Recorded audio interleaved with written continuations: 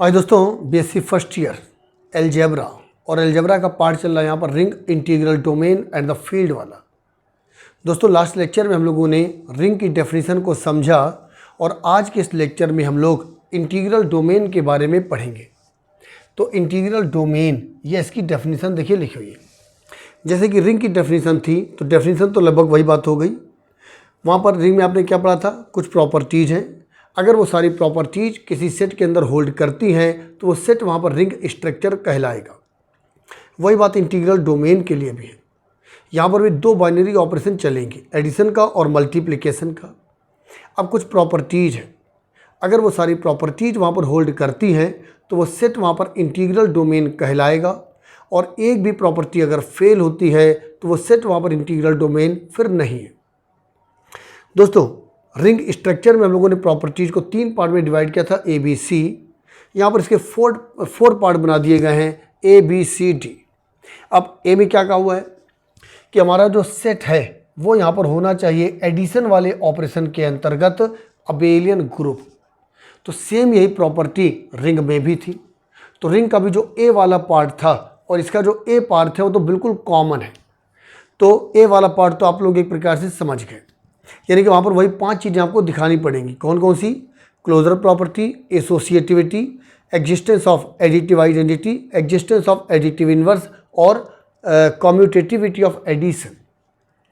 तो पहली जो प्रॉपर्टी है कि हमारा जो सेट है वो ऑपरेशन और एडिशन वाले ऑपरेशन के अंतर्गत अबेलियन ग्रुप होना चाहिए। तो अबेलियन ग्रुप का मतलब 5 प्रॉपर्टीज वहाँ पर आप दिखाओगे। अब आइए बात करते हैं बी की। अच्छा, सी भी वहाँ पर कॉमन है, multiplication is distributive with respect to addition. तो कहने का मतलब यहाँ पर जो ए है और जो सी है, ये रिंग के लिए जो ए और सी हमने आपको बताया था, ये दोनों तो बिल्कुल सेम वही है। ठीक है ना। अब बस यहाँ पर चर्चा होनी है बी में और डी में। अब डी तो खैर बताएंगे आपको, बड़ा स्पेशल है। अब आइए हम बी की पहले बात करते हैं। बी में कहा गया है कि हमारे पास जो सेट है तो मल्टीप्लिकेशन वाले ऑपरेशन के अंतर्गत ये होना चाहिए abelian semi group. Abelian group नहीं बल्कि abelian semi group with unity. अब देखो सेमी ग्रुप में होती है दो प्रॉपर्टीज, क्लोजर प्रॉपर्टी और एसोसिएटिविटी। अब वहाँ पर एक शब्द और आ गया है अबेलियन। अबेलियन का मतलब आपको दिखाना पड़ता है वहाँ पर कम्यूटेटिविटी भी, लेकिन कम्यूटेटिविटी कौन सी? मल्टीप्लिकेशन वाली, क्योंकि बी वाली प्रॉपर्टी में हम लोग जो ऑपरेशन यूज कर रहे हैं वो मल्टीप्लिकेशन वाला है। तो सेमी ग्रुप का मतलब दो प्रॉपर्टी हो गई, अबेलियन का मतलब एक और प्रॉपर्टी हो गई, कम्यूटेटिविटी और मल्टीप्लिकेशन, यानी कि 3 हो गई। और एक शब्द यहाँ पर लिखा है विद यूनिटी। इसका मतलब हो गया कि हमारे सेट के अंदर यूनिट एलिमेंट भी मौजूद होना चाहिए। यूनिट एलिमेंट कहो या मल्टीप्लिकेटिव आइडेंटिटी कहो, एक ही बात है। यूनिट एलिमेंट का मतलब एक ऐसा एलिमेंट जिसका मल्टीप्लिकेशन करने पर कोई फर्क ना पड़े, ऐसे एलिमेंट को हम लोग बोलते हैं यूनिट एलिमेंट। तो ऐसा एलिमेंट हमारे सेट के अंदर होना चाहिए। तो मतलब ये हुआ कि बी के अंदर हमको 4 प्रॉपर्टीज दिखानी होगी। ए में 5 हो गई और बी में 4 हो जाएंगी, यानी कि 9 हो गई। और एक देखा जाए तो ये हो गई 10 और एक ये हो गई, सब मिलाकर के सोचें तो 11 प्रॉपर्टीज यहाँ पर बनी। तो दोस्तों कहने का मतलब ये हो गया कि यहाँ पर हमको 4 प्रॉपर्टीज दिखानी है बी वाले में। तो ये डेफिनेशन तो आप लोग समझ गए। आइए हम लोग बी को थोड़ा सा डिस्कस कर लें और फिर डी को डिस्कस करेंगे। डी में लिखा हुआ है the system has no proper zero divisors. इसका मतलब ये हो गया कि हमारे सेट के पास प्रॉपर जीरो डिविजर्स नहीं होने चाहिए। नहीं शब्द है, हमारे सेट के पास प्रॉपर जीरो डिविजर्स नहीं होने चाहिए। प्रॉपर डिविजर्स क्या होते हैं अभी आपको समझाएंगे। बहुत ही खतरनाक एलिमेंट होते हैं प्रॉपर जीरो डिविजर्स, ऐसा कह सकते हो। तो ऐसे एलिमेंट हमारे सेट के अंदर नहीं होने चाहिए। ठीक है, अब इसको डिस्कस करते हैं। तो ए तो वही है जो रिंग का ए था, सी वही है जो रिंग की डेफिनेशन में सी था। आइए हम लोग बी पर चर्चा करें और डी पर चर्चा करें।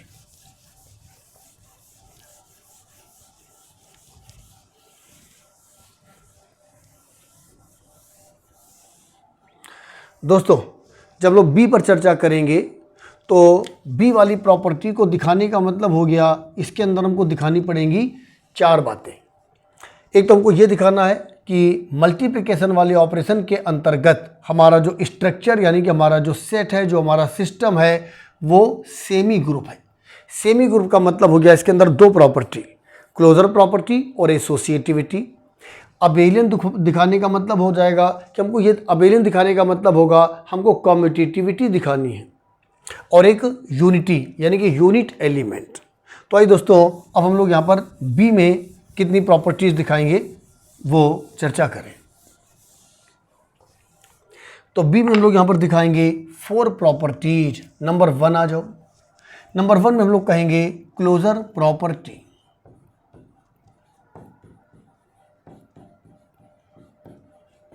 तो क्लोजर प्रॉपर्टी का पूरा मतलब वही है, closure property of the multiplication.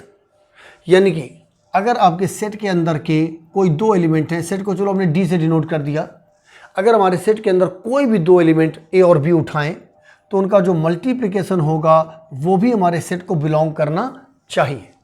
इस पर लोग पीछे रिंग वाले में चर्चा कर चुके हैं। नंबर 2 आ जाओ। नंबर 2 का मतलब है एसोसिएटिविटी।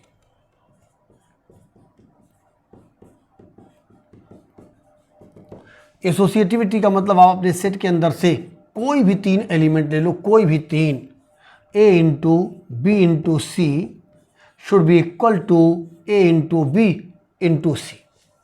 तो इन दोनों प्रॉपर्टीज पर पीछे चर्चा हो चुकी है। अब नंबर 3 आ जाओ। अबेलियन दिखाने के लिए हम यहां पर दिखाएंगे कम्यूटेटिविटी ऑफ मल्टीप्लिकेशन। हालांकि मल्टीप्लिकेशन शब्द नहीं भी लिखेंगे तो अंडरस्टूड है, क्योंकि प्रॉपर्टी नंबर बी मल्टीप्लिकेशन वाले ऑपरेशन के अंतर्गत ही चेक की जा रही है। इसका मतलब ये होता है कि कोई भी 2 एलिमेंट जो आपके सेट के अंदर हैं तो ए इंटू बी बराबर होना चाहिए बी इंटू ए के। अच्छा, ज़्यादातर बच्चे सोचते ये तो सभी जगह होल्ड करेगी ही करेगी, ए इंटू बी तो बराबर बी इंटू ए होता ही है। ये बात सही कि ज़्यादातर होता है, लेकिन कहीं कहीं पर ये प्रॉपर्टी फेल भी होती है। जैसे कि अगर मैं कहूँ प्रोडक्ट ऑफ द मैट्रिसेज, आपने पढ़ा होगा ए इंटू बी जरूरी नहीं है कि बी इंटू ए के इक्वल हो। ए इंटू बी बी इंटू ए के इक्वल हो भी सकता है और नहीं भी हो सकता है। यानी कि वहाँ पर एक प्रकार से देखा जाए तो अगर हमारे पास सेट के नाम पर अगर हमको मैट्रिसेज का सेट दिया जाए तो वहाँ पर कम्यूटेटिविटी और मल्टीप्लिकेशन फेल हो सकती है। दोस्तों ये थी बात नंबर 3 की। आइए हम लोग बात करें नंबर 4। नंबर 4 में वहाँ पर कहा गया था विद यूनिटी। यूनिटी का मतलब हो गया कि हमारे सेट के अंदर यूनिट एलिमेंट एग्जिस्ट करना चाहिए। यानी कि बी के अंदर नंबर 4 में दिखाओगे existence of unit element. Unit element को ही हम लोग बोलते हैं मल्टीप्लिकेटिव आइडेंटिटी।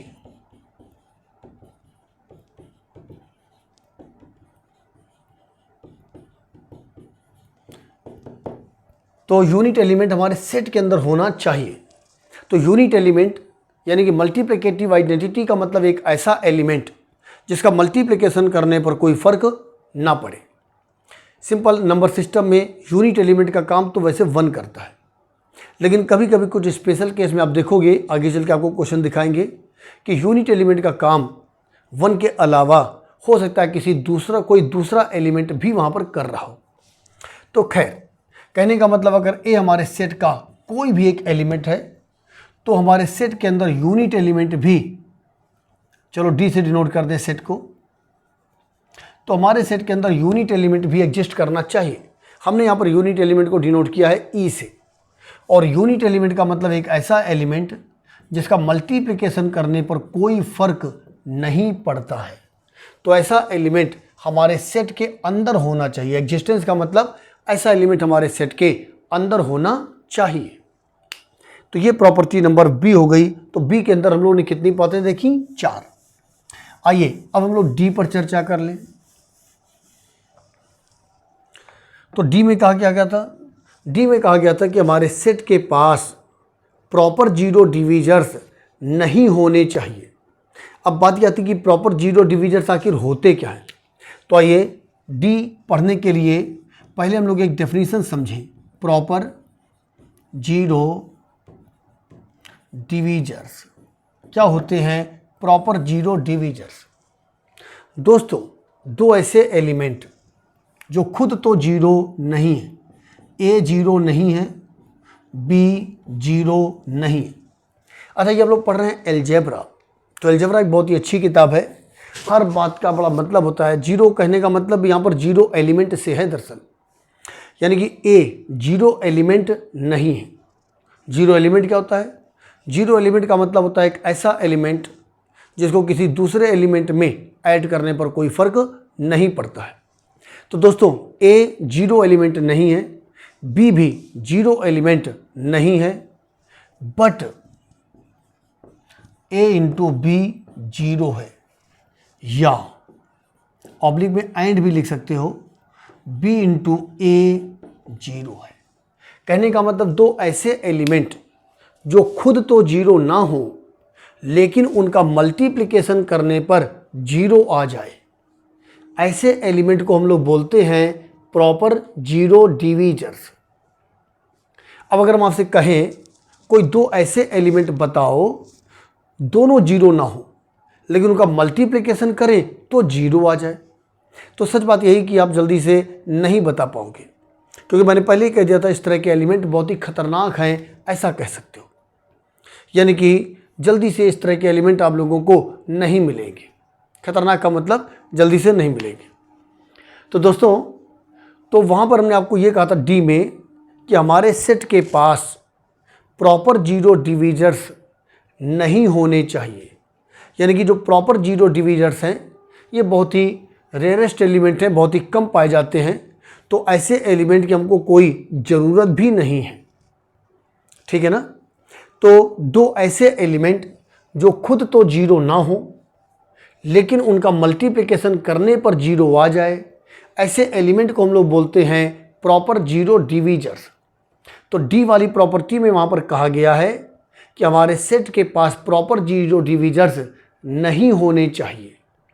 अच्छा, अब आप सोच रहे हो कि कैसा एग्जाम्पल देखा जाए जरा क्या है।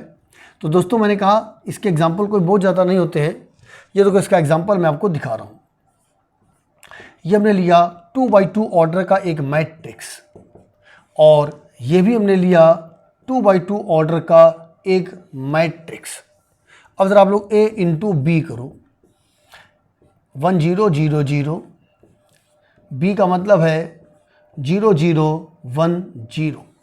दो मैट्रिसेस का मल्टीप्लिकेशन कैसे करते हैं आपको पता ही है, रो का कॉलम से 0 0, फिर फर्स्ट रो का सेकंड कॉलम से 0 आएगा, सेकंड रो का फर्स्ट कॉलम से 0 आएगा, सेकंड रो का सेकंड कॉलम से 0 आएगा। अगर सारे एलिमेंट 0 हैं तो ऐसे मैट्रिक्स को आप जीरो मैट्रिक्स कहोगे। देखो, यहाँ पर एक एलिमेंट नॉन जीरो था, यहाँ पर भी एक एलिमेंट नॉन जीरो था, यानी कि ये दोनों मैट्रिक्स नॉन जीरो मैट्रिक्स हैं, लेकिन इनका मल्टीप्लिकेशन करने पर जीरो मैट्रिक्स आ गया, इसलिए ये दोनों एलिमेंट यहाँ पर कहलाएंगे प्रॉपर जीरो डिविजर्स। अच्छा, यहीं पर एक बात और ध्यान देने वाली बात है। अगर आप b इंटू ए करोगे तब देखें जरा क्या हो रहा है। अब पहले b को लिखो 0 0 1 0, फिर a को लिखते हैं 1 0 0 0। आइए मल्टीप्लिकेशन करें, रो का कॉलम से 0 आएगा, रो का कॉलम से 0 आएगा, रो का कॉलम से 1 आएगा, रो का कॉलम से 0। इस बार 0 नहीं आया। कहने का मतलब यहाँ पर a इंटू बी तो 0 है, लेकिन b इंटू ए 0 नहीं है। हालांकि इसके बावजूद भी a और b यहाँ पर प्रॉपर जीरो डिविजर्स कहलाएंगे। हाँ, एक छोटी सी टेक्निकल बात ज़रूर है। जब हम a को लेफ्ट में रख रहे हैं, b को राइट में रख रहे हैं, तब तो 0 आ रहा है।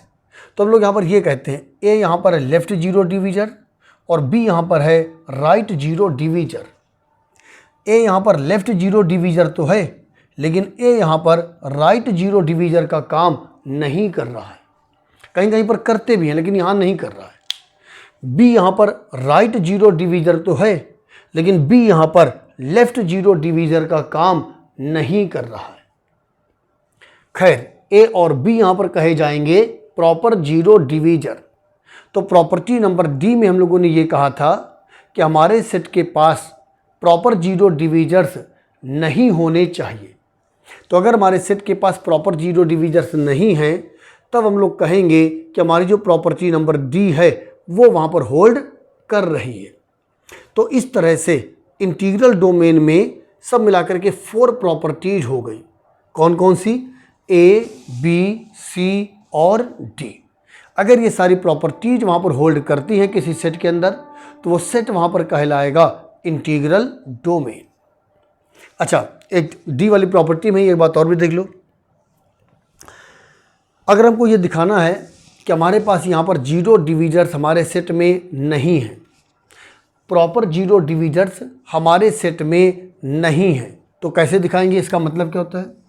इसका मतलब ये होता है कि भाई अगर 2 एलिमेंट का मल्टीप्लिकेशन करने पर जीरो आ रहा है और हम ये दिखाना चाहते हैं कि हमारे सेट के पास प्रॉपर जीरो डिवीज़र्स नहीं हैं, तो हमको फिर ये दिखा देना चाहिए कि अगर इन दोनों का मल्टीप्लिकेशन करने पर जीरो आ रहा है तो इन दोनों एलिमेंट में से कम एक एलिमेंट यहाँ पर जीरो है।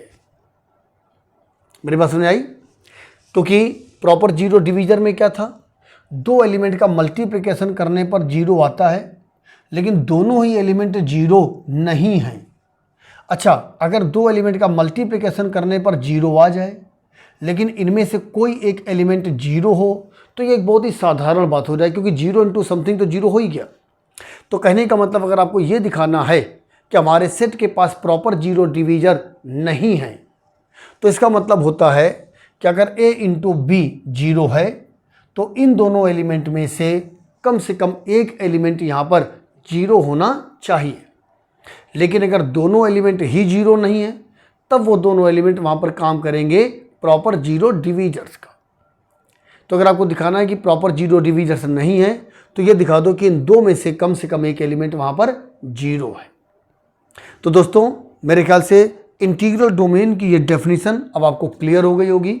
ए, बी, सी, डी 4 पार्ट में इनकी प्रॉपर्टीज़ थी। अगर सारी प्रॉपर्टीज़ किसी सेट के अंदर होल्ड करती हैं, तो वो सेट वहाँ पर इंटीग्रल डोमेन का काम करता है। बच्चों, नेक्स्ट लेक्चर में हम लोग फील्ड की डेफिनेशन के साथ आपस में मिलेंगे। Thank you.